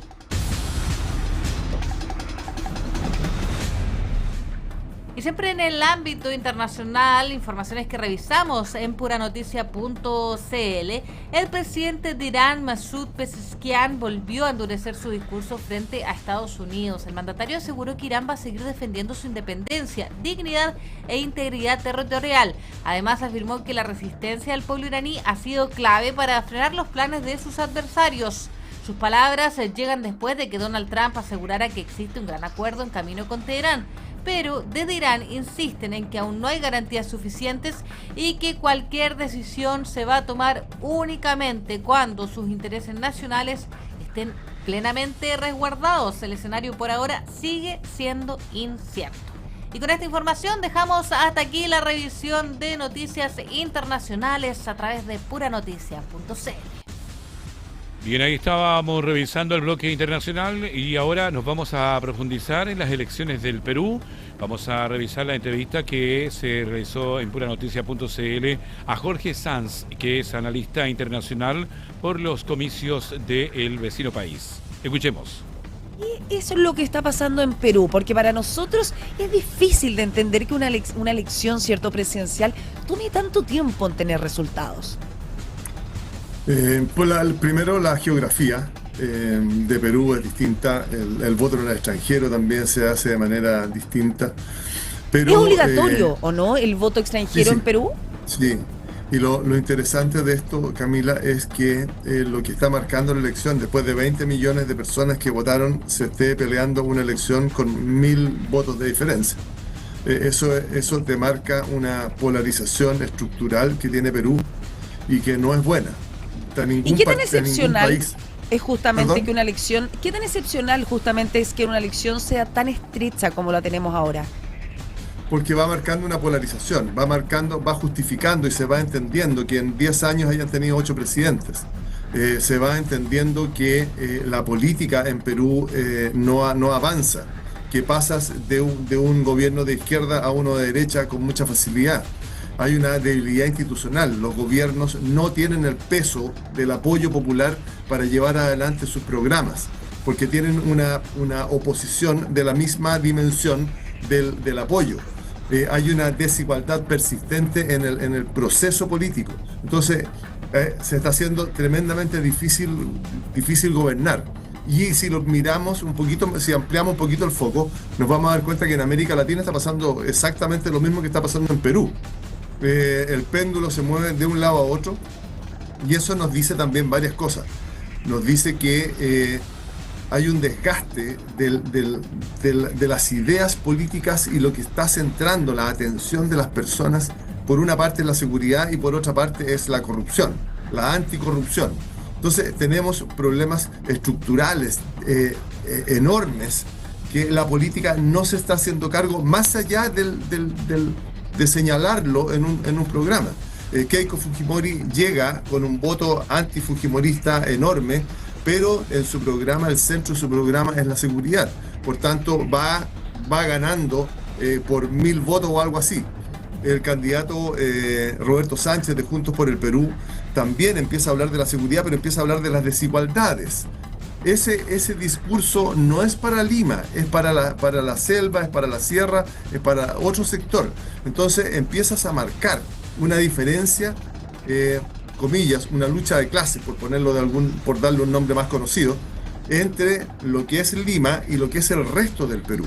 Se va dividiendo dentro de la campaña, dentro de las propuestas políticas al electorado. Y eso es tremendamente grave. Como separar un poco quizás al Perú más rural, ¿cierto?, del Perú que vive en las ciudades, ¿cierto? Sin duda. Por otro lado, Jorge, este empate técnico, ¿cierto?, porque son prácticamente 1000 votos los que se están en este momento. Hace pocos días, ¿cierto?, 2 días atrás, era incluso menos el margen, ¿cierto?, de diferencia. ¿Esto refleja una democracia que es competitiva o más bien nos muestra una fractura política que es profunda en Perú? Sin duda que hay una democracia que es competitiva. Hay una democracia porque hay un proceso electoral que hasta el momento no ha tenido mayores problemas. Nadie ha declarado nada en contra del proceso electoral, más allá de la primera vuelta, que habían demasiados candidatos, por lo tanto se podían producir reclamos. Lo que está mostrando es una polarización estructural. O sea, Perú está conformado hoy día así, una mitad de izquierda y una mitad de derecha. Y lo que lo marca es que, por ejemplo, el candidato Roberto Sánchez, hace 20 horas en que iba ganando, estaba todo perfecto. Cuando empieza a perder y cuando la candidata Fujimori empieza a avanzar y lo pasa en la cuenta, entonces el candidato Sánchez empieza a crear una narrativa de fraude, una narrativa distinta a la que tenía 20 horas atrás. Eso va marcando y va configurando un mal ambiente para, si es que en su momento Keiko Fujimori efectivamente gana la elección. Entonces se va creando un discurso distinto desde la izquierda cuando no se van cumpliendo sus objetivos, y lo está demostrando Roberto Sánchez, lo está demostrando Colombia. Entonces hay un problema en la captura del poder, en cómo gano el poder, y eso nos está pasando en toda Latinoamérica. Perú lo estamos viendo ahora porque llama la atención que después de una campaña electoral donde votan 20 millones de personas, se esté definiendo esta elección por 1000 votos. Ahora, quedan 250.000 votos, 800.000 votos que revisar. Los expertos peruanos dicen que efectivamente debería ganar Keiko Fujimori por 20.000 o 30.000 votos, lo que ya es una diferencia interesante. Aquí hubo una elección entre el candidato Lagos y el candidato Lavín que se definió por 30.000 votos. Entonces no es raro. Pero hoy día, en que están técnicamente empatados, empieza a surgir ese discurso de fraude y lo está levantando el candidato de la izquierda. Hace 2 semanas atrás, una semana atrás, los dos candidatos decían: vamos a respetar el resultado de las urnas. Hoy día, en que uno va perdiendo, empieza a levantar un discurso distinto. Y eso nos empieza a mostrar cómo va a ser el gobierno de uno o de otro, dependiendo de quién gane. Bien, vamos a cambiar de lo internacional, nos vamos a ir al deporte porque es el momento de contactarnos con Joaquín Arias, quien nos tiene toda la revisión del deporte en esta jornada. ¿Cómo está, Joaquín? Buenas tardes, bienvenido.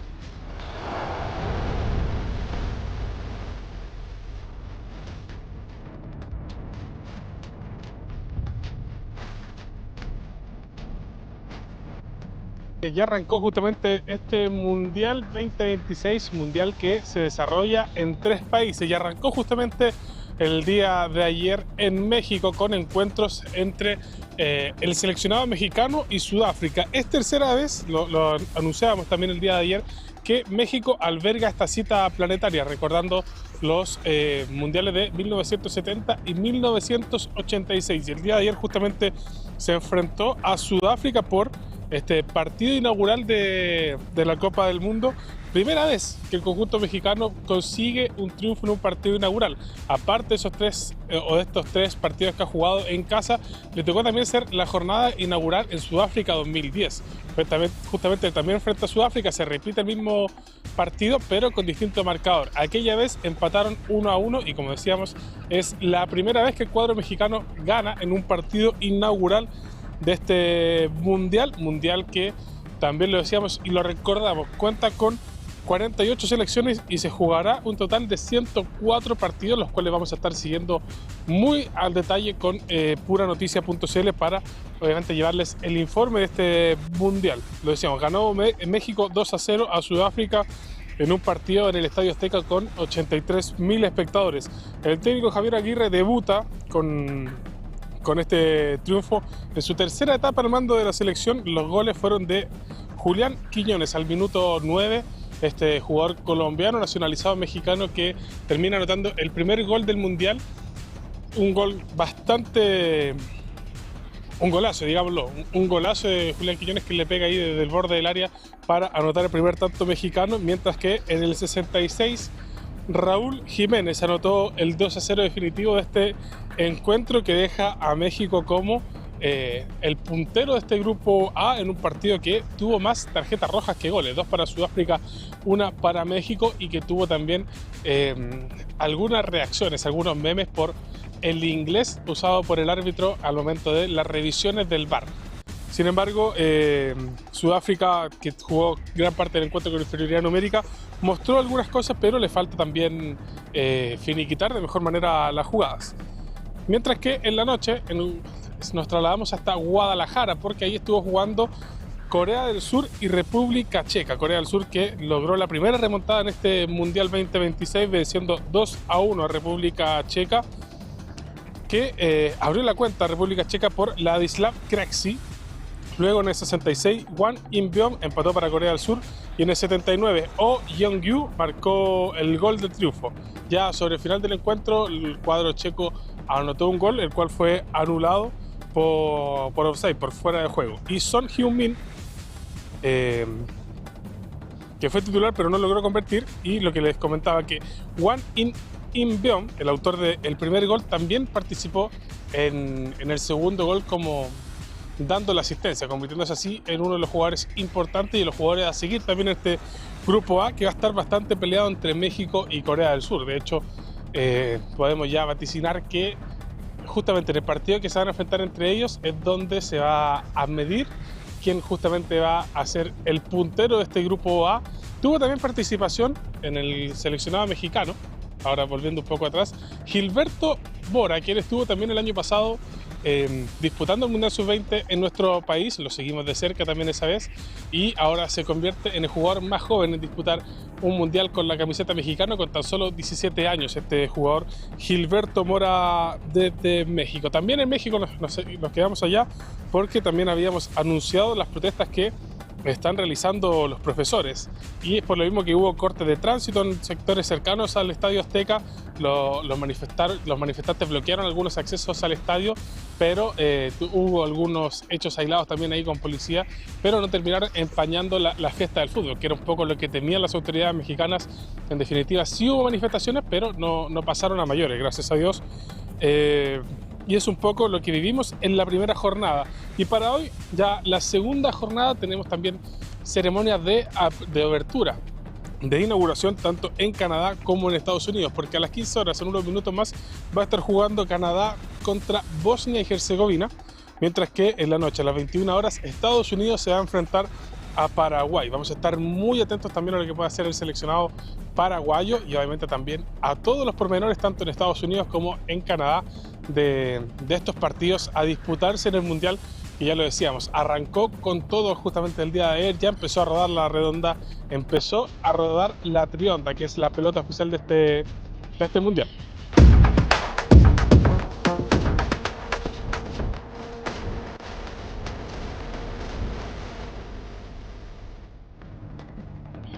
Y ahora nos pasamos a un poco al plano local porque este fin de semana se va a disputar la última fecha de la Liga de Primera con participación obviamente de equipos de la región. Y el día sábado, 15 horas en el Estadio Sausalito, van a estar jugando Everton de Viña del Mar frente a Palestino. Everton que ya está peleando en los puestos de avanzada y quiere obviamente terminar lo más arriba posible esta primera rueda del campeonato.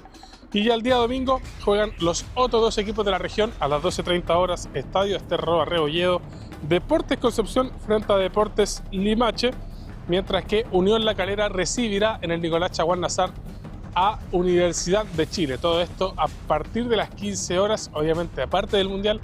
Vamos a estar muy atentos a los últimos partidos de esta Liga de Primera y obviamente analizar desde el día lunes todo lo que va a ocurrir este fin de semana, tanto en la Copa del Mundo como también en el plano local.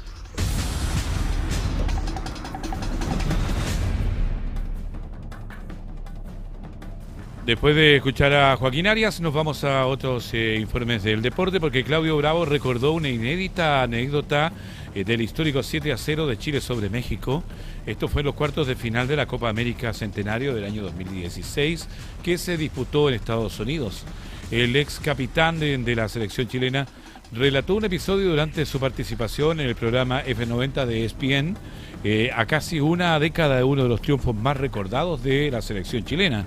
Según explicó el ex arquero, cuando el marcador ya era ampliamente favorable para nuestro país, desde el entorno del combinado de México habría solicitado bajar la intensidad del partido ante la abultada diferencia. Bravo recordó además que ese triunfo fue uno de los puntos más altos del equipo dirigido por Juan Antonio Pizzi, que posteriormente terminó consagrándose campeón del torneo tras vencer a Argentina en la final por penales.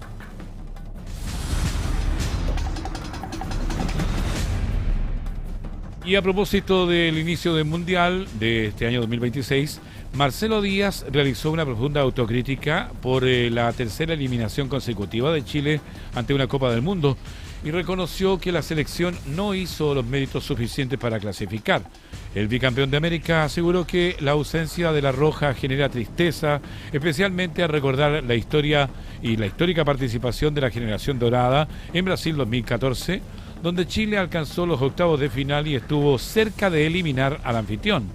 Díaz fue categórico al señalar que la selección no lo merecía, aunque expresó su deseo de que el fútbol chileno pueda recuperarse y volver a competir en una cita planetaria. Además, el volante se refirió al Mundial de 2026 y entregó su candidato para quedarse con el título, apuntando a una de las selecciones favoritas de la competencia. Dijo: a mí me gusta mucho Argentina, son los actuales campeones del mundo, tienen al mejor jugador del mundo también en sus filas y tienen un gran plantel, sostuvo.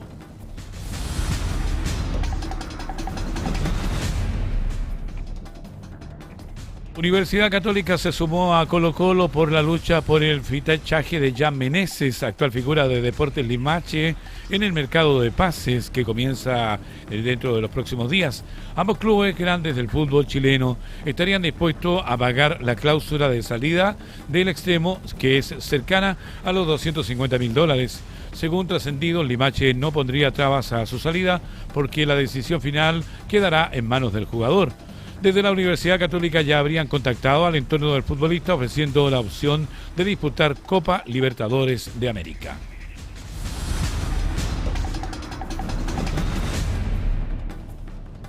Nos vamos al espectáculo porque Ivette Vergara y Fernando Solabarrieta reaccionaron con dureza tras la declaración de Carmen Gloria Arroyo en el reality ¿Volverías con tu ex?, donde la acusan de haber insinuado que Nicolás Solabarrieta tendría conductas de maltratador, lo que podría derivar en acciones legales. La controversia se habría originado luego de una dinámica al interior del programa, donde posteriormente la abogada habría comentado a Valentín Guarén Torres que ciertos comportamientos del participante podrían interpretarse como violentos, lo que encendió la molestia de su familia. Ivette Vergara explicó que intentó conversar con Arroyo para aclarar la situación, señalando que la jurista le indicó que era parte del show. Sin embargo, afirmó que el conflicto escaló al conocer otras declaraciones posteriores que no habrían sido aclaradas en su totalidad. En esa línea, tanto Vergara como Solabarrieta advirtieron que no descartan llevar el caso a tribunales, asegurando que la prioridad es resguardar la imagen de su hijo, que es grande ya, quien actualmente se encuentra dentro del reality y aún no ha sido informado de todos los antecedentes. Este no es un caso cerrado.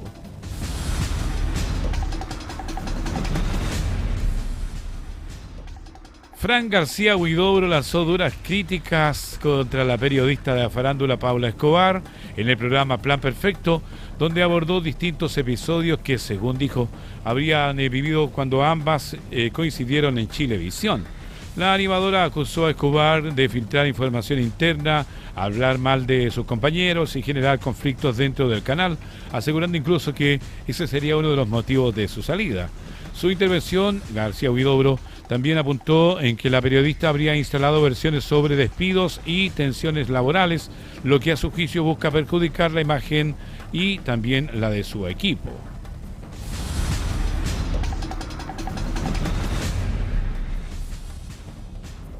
Tras la histórica inauguración en México Mundial de 2026, continuará este viernes con 2 nuevas ceremonias en Canadá y Estados Unidos, una novedad inédita en la historia de la Copa del Mundo. El primer espectáculo se va a realizar en Toronto a las 13:30 horas de Chile, o sea, se está realizando previo al duelo entre Canadá y Bosnia-Herzegovina. El show contará con la presencia de artistas como Alanis Morissette, Alicia Cara, Michael Bublé y Jesse Reyes. Más tarde será el turno de Estados Unidos, donde Sophie Stadium de Los Ángeles recibirá a una gran propuesta en escena ante del partido de Paraguay. En el escenario estarán figuras internacionales como Katy Perry, Future, Anita Lisa y Rema, entre otros.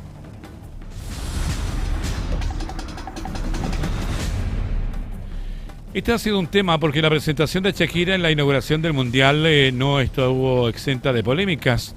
Tras interpretar Day Day, tema oficial del torneo, comenzaron a circular en redes sociales teorías de que aseguraban que la artista colombiana habría utilizado una doble sobre el escenario. Las especulaciones surgieron por supuestos cambios en su apariencia, como el uso de lentes de sol y diferencias en su cabello, lo que llevó a algunos usuarios a acusar que les mintió a todos. Sin embargo, desde el entorno de la cantante descartaron categóricamente esa versión y confirmaron que fue la propia Shakira quien participó del espectáculo, señalando que las diferencias podrían explicarse por elementos estéticos como extensiones, maquillaje o el vestuario utilizado durante el show. De esta manera, la polémica quedó instalada en redes sociales, aunque la participación de la artista en la ceremonia inaugural del Mundial de México, Estados Unidos y Canadá fue ratificada por su equipo. La pregunta es, ¿era o no era? Bueno, vamos a terminar con los titulares de esta jornada. Corte revoca prisión preventiva de Ángela Vivanco y decreta arresto domiciliario total. Ronda Impacto dejó 8 detenidos en Villa Alemana. Carabineros realizó más de 250 controles. Tribunal de Defensa de Libre Competencia suspende licitación del casino de Viña del Mar. Joven de 27 años fue brutalmente agredido en Caleta Abarca. Víctima sufrió múltiples golpes. Histórico fallo en Valparaíso deja sin efecto cobranza del crédito CAE impulsada por la Tesorería. Seremi de Medio Ambiente destacó la reducción de emisiones contaminantes en Quintero, Concón y Puchuncaví. Seremi de Salud refuerza en Rapa Nui acciones preventivas ante presencia de mosquito transmisor del dengue. Valparaíso fortalece red de urgencia con nuevas ambulancias y motocicletas de respuesta rápida. Estas han sido todas las informaciones preparadas por el equipo de puranoticia.cl. Pura Noticia, tú nos ves en la televisión, nos lees en la web, nos escuchas en la radio. Las noticias como a ti te gusta. Que tengan una gran jornada. Buenas tardes.